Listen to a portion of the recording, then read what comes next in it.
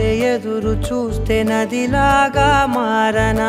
చైత్రమల్లె నువ్వు పూస్తే చిగురాకే అవ్వనా నన్నే వరించే యువరాజును అంట నీ యువరాణి